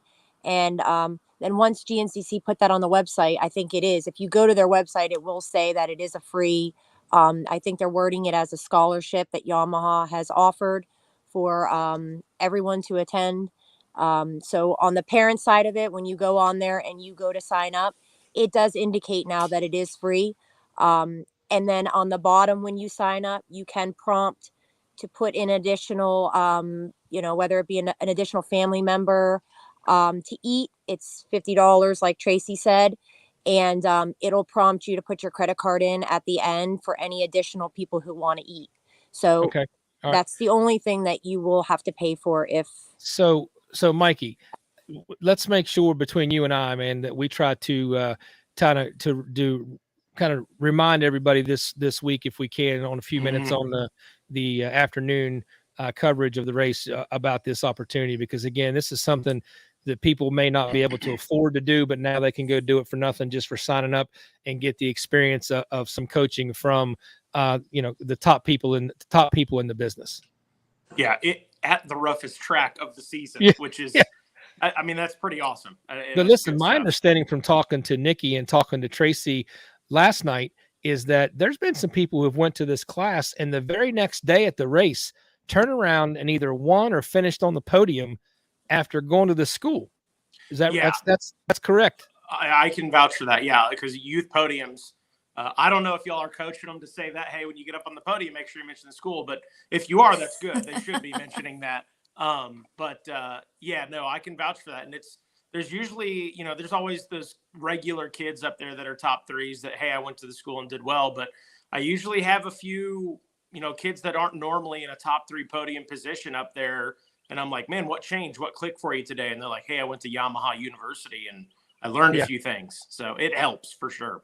Well, listen, Nikki, if you don't mind, if you can message them and tell them thank you. Sorry we couldn't keep their connection going. But we're going to please let them know we're going to promote this on the show and also then at GNCC Live this weekend. And that whenever we get to where we've got a better connection with them, I'd like to just do an interview with them that I could, put on as a video later on, if that's okay. Wonderful. All right. Hey guys, thank you. Appreciate it. So we're going to jump off of here on this and we'll touch base this weekend. Bye. All right. So that's a cool thing. I hate that last night when I tested it with Tracy, it worked great. So I was able to hear. I don't know what the difference was, but listen, so up next, Mikey, you're not doing nothing else. You might as well hang out. Let's do it. So listen, I'm excited. This is a cool new feature. This is our first week. So this is the Outlaw Motorsports, who, Mikey, you weren't here at the beginning, but a local motorcycle shop, Outlaw Motorsports, has approached us about being one of the title sponsors of the show. So Bill Daly, who's the owner of Outlaw Motorsports, we're going to do an old timer of the week segment. Oh, beautiful. And so we have got a special old timer that you're going to be real familiar with. He's known on his tag tonight as Mike Honcho, but in reality, In reality, it's the Billy Goat. It's the one and only the Billy Goat, aka Justin Wood. And now Hey, we're going I want to start this off real quick, hardcore. Thank you, but I think I want to boycott Mikey too. Maybe it'll help me racing too, like Hunter. So I'm going to make my screen blank, and I'm just going to talk shit for the next half hour, so he can't see me. Oh my God! So welcome, Billy Goat, the old timer of the week. We now have we've now also got Bill Daly. We've got Bill Daly with us, Outlaw Motorsports. Bill, thank you so much. We got you. You're live. We can hear you. I have no volume. I can't hear you guys. Okay. So listen, we're going to take you down and then try to bring you back on. All right. So Billy Goat. Yes, buddy. So you are the Outlaw Motorsports first ever old timer of the week. So that's a first for me. So first, man, listen, you're looking svelte, dude. Like you've been working out. I've been doing a lot of running, that's for sure. That's the worst thing, and I hate doing it, but that's what I've been doing here lately. So listen, the reason that I wanted you to jump on this show was out of nowhere. I'm watching the local races. Yet Sunday afternoon, I'm watching the live scoring, and out of nowhere, Justin Wood is on the leaderboard. So I'm like, what the hell? I have not seen the Billy Goat in 6 months. And then all of a sudden, here he is at a mountain state race. He's running. We were at that time, we were running like second in the 40 AB class. Yeah, that I've been hiding in Florida for a while. I had a compression fracture in my back last year. That kind of ended my career. And then I bought a Yamaha and I raced it basically. Hey, Billy. And I raced it with a stock throttle, which I will never do that again because I couldn't give it gas the whole time. So, Mikey, I'm going to guess that interviewing this guy is a absolute adventure. Oh, because no doubt. I'm scared to death to have him on the show, to be honest with you. I completely understand. It's I would always get stoked because like we do the AM race for 4x4 Pro, and I'd be down. Like I wouldn't see it. I'd be listening to Rodney have the call, and anytime he's like the Billy Goat, Justin Wood snags the whole shot, I'm like, yeah, get to talk to Billy on the box. He was like the whole shot master for like 4 races in a row. Yeah, and then I just pull in, get a shower, and go talk to Mikey. That was my day. Hey, most money he ever made racing was just riding from the start to the first turn and cash the check. Hey, yeah, exactly. There you go.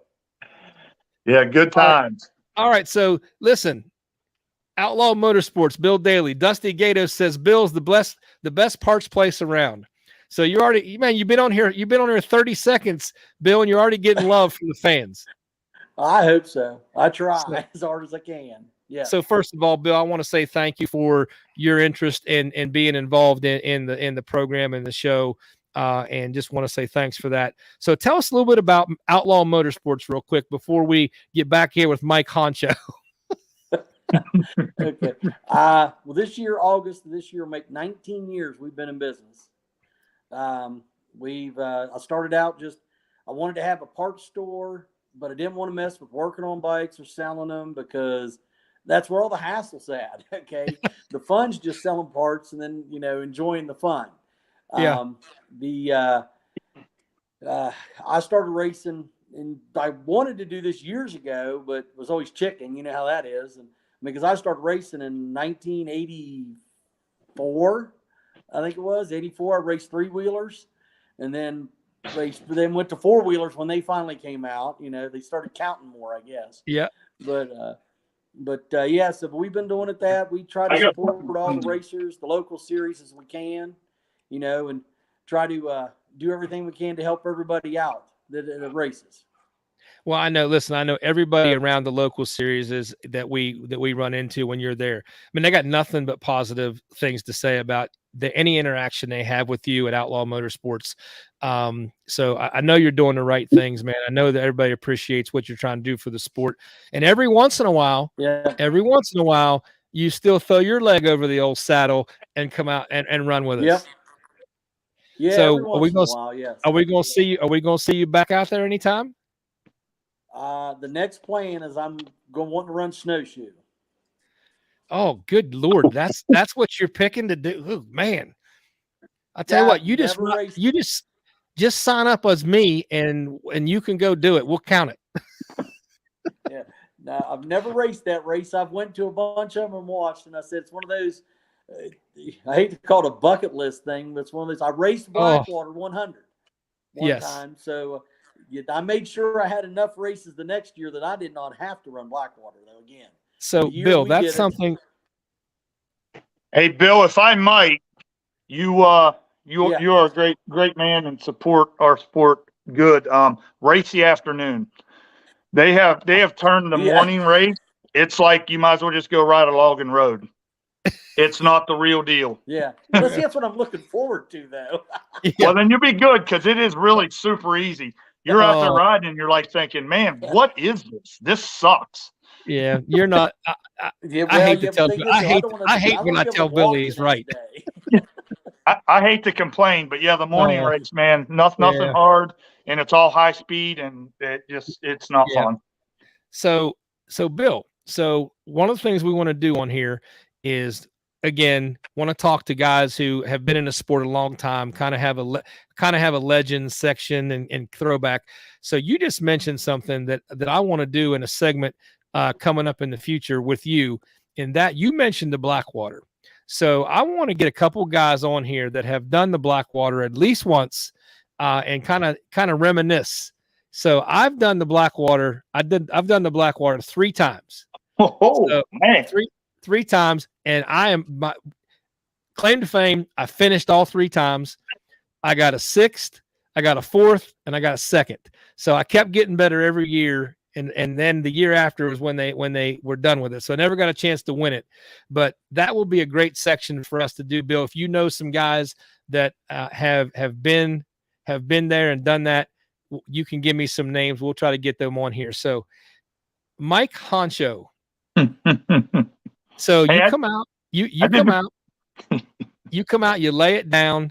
You almost kicked everybody's ass out of nowhere. And so the question everybody wants to know right now is the Billy Goat back? I don't think the Billy Goat will ever be back. I think he died. I would have won that race had I not hit a chick and got stuck in a mud hole for 3 minutes. So you hit a spectator. I hit a spectator, drank all her beer when it hit me in the face, and that kind of threw me off. And so I had to check some stuff out with that, make sure that was good. And then when I got to my bike, it was buried. Oh, dude. Yeah. So how about this? I mean, how about this weekend? Like, I mean, John Penton's like a local. So I was down in Florida and I went and raced, and I think what happened, I broke down. I was leading the warrior class, I think it is, the military class. Yes. And once I got past everybody, I was running really good, blew my bike up. And I'm pretty sure I talked to Mikey Wayne that morning. So I'm thinking I'm just going to blame it on that. Oh, Lord help. And make sure we kind of start getting this fed to everybody. That, hey, if you talk to Mikey, you better go check your shit out. You're going to have a bad race. So listen, this is going to be like a Mikey Wayne's blackout. Like Listen, I did one ATV MX at the start of the year. I did Daytona. It was a pond, right? I do Ironman ATV MX this last weekend. Moto number 2. Guess what happens? Rainstorm comes out of nowhere. It's like you're the rainmaker. Well, I literally, they come down right in before they go into turn 1 on the moto track. It was a pond. And I said, we're just naming that Mikey Wayne's Pond. And every ATV MX I do from here on out will just have a Mikey Wayne's Pond at it. Well, I would like to bring up that if you do lose and you have to race here at Mount Morris, Mikey, I want to be your pit guy, and I want to wear a red Speedo, and I want to get it on. Now we're getting somewhere. It's really Now- sweet that you think I would last long enough to need to be. Well, I pitted. will race with you. I will do one lap. I will stop. I'll get in my Speedo. I'll pitch you. Then I'll get back on my bike and go too. Hey, Mike, you need to get that guy we talked about last week that needs to have somebody ride with him. You could that Lucas, could be, yeah. you could get Lucas. Yeah, and you could be his buddy rider, but I don't know if you could keep up with him. No, I couldn't. DQ couldn't. DQ broke a bike in half trying to keep up with him. So I sure as hell can't. I don't know where this goes, Harvey. Man, it's hard to get. You know it. You've raced your whole life, adult life. You can't get away from it. My first race was in '93. I was graduating, getting shipped off to the Navy. I went and raced a dirt bike at Blackwater. Yep. Last year they had it. So then when I got out of service, just been on and off. So I don't think I'll take anything serious, but I do want to have some fun and go out. I mean, I miss it. All right. It's So good. listen. So with that being said, we talked last night just a little bit. There's a couple events that you sound like you would probably be at. So what are those events? Because I know that every time we're around, people always say, "Hey, if you talk to Billy Goat, where's Billy Goat?" So you got a following out there. So where can people maybe expect to see you? So we got about a month, I think, left till snowshoe. So I really want to race snowshoe. I've got 3 mugs. I'd like to have 4. I don't know if that's possible. That's what I'm going to do. I'm going to race everything up until snowshoe. Okay. Now, before snowshoe, I'm going to Thursday. If anybody wants to join me, hopefully the track will be 20, 25 miles long. I'm going to go run the track Thursday on my feet. And then I'm going to come race, and I'm going to try to illegally race the morning and the afternoon race. Oh, so you're telling a GNCC official this? That's awesome. But that's all right, because it'll be Mike Honcho, and he's got his own other numbers and all other stuff. So, Mike Honcho. yeah, I mean, hey, if people can swim being a guy in the girls class, then Mike Honcho can race in the afternoon. Seems fair enough, doesn't it? I think that's legit, man. I think that's I legit. do too. So you're identifying in the morning as Mike Honcho, in the afternoon as Billy Goat. That's it. Yeah. Perfect. Because that morning race, I'm not a fan of that. I remember racing that last time, and I was thinking, man, well, listen, that was the worst track of the year. I got to tell you that in the Warrior class, there's a guy who's come out now that's pretty strong, man. And you've raced Aaron Hendershot, so yeah, dude, he's strong. But we'll see. I'm anxious to see how this goes. Yeah, well, I better get in riding shape because it's not like doing a long run. It's, you know, I did this race. I'm still sore from that race Sunday. And Nick Lambruno says you're now selling Girl Scout cookies. Maybe. Hey, where are them Shih Tzu dogs? You know, they all went in here. It's past their bedtime. They're all older. So they're all, I'm like, hey, come on, Belle. Where's yours? I have to share this story. So mine's in the house with wifey. I don't know if she's watching or not, but I have to share this story real fast. First time I met Billy Goat was, I think it was upstate New York. It was. Yeah. And so I went over to McGill's. Mark McGill always, hey, come over for dinner Friday night. Okay. Yep. So Aaron was still working registration, wifey. So she's like, hey, take Dolly over there. And I'm like, Lordy, I got to go over there with this frou-frou dog to all these ATV guys that barely know me, and they're going to just talk shit about me. 100%. I walk into the McGill RV, and there's Billy Goat with his beard halfway down his chest, covered in tattoos, American badass veteran. And he goes, hey, is that a Shih Tzu dog? And I said, it is. And he goes, come here, sweet baby girl, come here. And then from there, I'm like, oh, he's a good dude. He's a good dude. So, you know, I want to share something with you while we're on this kick, because my beard was down in my belly button. Me and the wife go to Florida, and I'm like, I hate running. I'm going to run. That's what I'm going to do. My back's kind of healed up. I'm going to run. So I go run, and I decide if I can do a half marathon, going to shave the beard. Well, I don't even think the GNCC, I know Bryson Neal knows it, but I made a shirt up. We wrote on it, you know, the Bullet Champion, 2022 champion. And that's what I've been running my half marathons with. Interesting. So I mean, I've been on the bandwagon since the beginning of the year. I think that cat's going to win it. Hey, this is why we put Billy at the end of the show, because I knew that it would just go off the rails. Like, hey, I mean, Mike, where did B. Neal come from? He's like a Viking. Nobody outworks that dude. That guy's a badass. No, he right now. And he's right a great now, dude. So, Mike, you know why Mustache asked people to come over to dinner, don't you?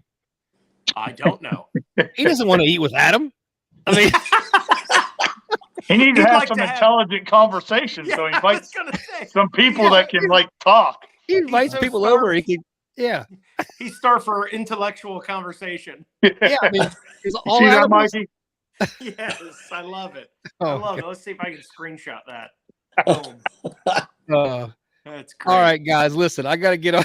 You guys, this is awesome, Bill. Thank you for doing this. So, Yeah, like I Bill. said, let's do it. Let's do a Blackwater 100 session in the future.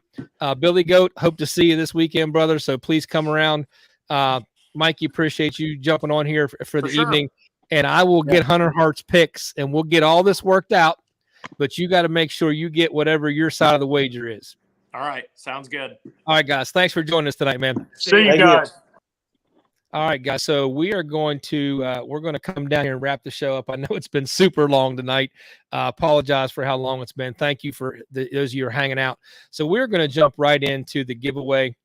So we've got, I think we have 40 entries. So we're going to go ahead and draw for our swag bag giveaway tonight. So our winner tonight of our swag bag giveaway in our marathon, is Annette Lambruno Kiger. Congratulations. So now the Kiger family has won twice. The dad won and now the mom's won. So that's pretty cool. So listen, I'll get with you if you guys are going to be at the Penton this weekend. I'll get with you guys, and definitely couple wrap ups here. Michael Hughes, Ken DePower, thank you guys, and Jamie Mallow, thank you appreciate it. Great show. David Hawkins. David, still want to get Damien on here, so you need to work on him. So guys, what a show tonight. The Kenda 9 Hours of Havoc, the word is out now. We've got the challenge laid down between Bottleneck Live and Life Behind the Pros. If Hunter and I win, Mikey's got to race one of my backup bikes at Mason-Dixon, and we're waiting to hear what happens if Mikey and DQ beat us. So we'll get all that sent out to everybody. We'll get it all posted on social media. But remember, if you're going to be at the Penton, come see me. I'll have information for you on the Kenda 9 Hour. If you are Team Kenda rider already, let's find where Drew's going to be on Saturday. Let's all get together. I'd like to do some stuff online and do a short show there, interview some riders as well. So guys, thank you for tuning in tonight. Appreciate everybody for hanging out. And remember, as we say in Hardcore Nation, in everything you do, go hardcore.